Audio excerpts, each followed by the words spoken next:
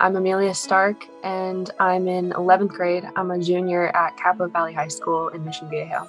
My hope with online learning would be that more time would be created for my extracurriculars. Unfortunately, it didn't make that much of a difference for me, per se, because all of my Zooms are not recorded. They're live and in person, so I do have a set schedule. I would say it almost got a little more difficult to pursue my activities and keep my to-do list strong because the mental toll of being in quarantine and not going to regular school and having that set routine definitely threw me for a loop. In order to prioritize and manage what I have to do, my most favorite thing ever is buying a physical calendar and journal that goes with it so that I can write down everything I have to do, because for whatever reason I feel like if I have it written down, I can stop worrying about it mentally, and it kind of eases the anxious feelings I have about what's going on because I'm always scared I'll forget something. So writing things down, making a list, and then rewriting the list of what's most important is so calming for me, and it feels like I have my life together all of a sudden, and it makes my priorities clear, and I know exactly what I have to do for that day and for the rest of the week, which is really helpful. Even prior to COVID, it was a lot easier for me to compartmentalize even my thoughts in general. I don't like to type things into my notes on my phone. I'd way rather handwrite it because I feel like physically handwriting something makes it stick in my brain a lot more,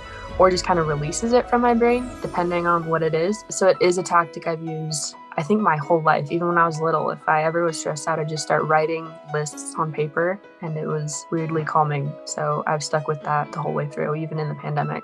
With all of my activities combined with school and also COVID, it honestly, to be completely transparent, I really got stressed out. It was super difficult. It still is, it's still something I'm struggling through, and I'm still always hoping for it to go back to the way it was. Not to say that it was not stressful, but it was definitely different than what it is now. So I still struggle day to day, even with my lists. I always feel like I'm not doing enough, or I get too overwhelmed, but I think that everyone's going through the same thing, which is almost comforting to me. There's days where I struggle so hard and I feel like I can't do this, and I have to sit back and just take a break, and then I feel lazy, and then I get caught in this loop of blaming myself. But I think everyone just has to have more compassion for themselves, because I know it's been a year since everything happened, but it hasn't gotten any easier. In order to recapture where I'm at and kind of realign my thoughts, it sounds super cheesy, but I learned it when I did yoga, I think sophomore year. Mindfulness. It's me looking at how I'm feeling and my thoughts and emotions at my current state. It's not trying to shoo them away or blame myself, which is something I do often. I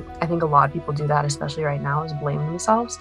But it's to take what you're feeling and thinking and just say, okay, I can see it, I can feel it. I appreciate that it's happening. It's an emotion that I'm gonna go through, but just kind of letting yourself be there, but also knowing it's not forever is really important for me, because a lot of times I'll feel stuck and okay, how I feel right now is gonna be forever. But mindfulness is just, it'll pass. It pushes me to do something productive so that I don't feel that way anymore. And it's not necessarily work productive, but go outside, sit in the sun and paint while listening to music. Something that's, you're not doing nothing. You're not just sitting there and watching a show, even though that could be what someone does that relaxes them. That's a good option. But for me, it's being in sunlight, getting vitamin D, and doing something I enjoy, which is painting or listening to music. That's how I kind of get myself out of that headspace. Even prior to the pandemic, I've always kind of relied on my art side of my brain when it comes to decompressing and relaxing, because sometimes you get caught up in your academics and whatever, and you kind of push it to the side to be artful. And I think everyone's artistic in some way. I do get to go to school 2 days a week, which is still really difficult because there's 3 kids per class,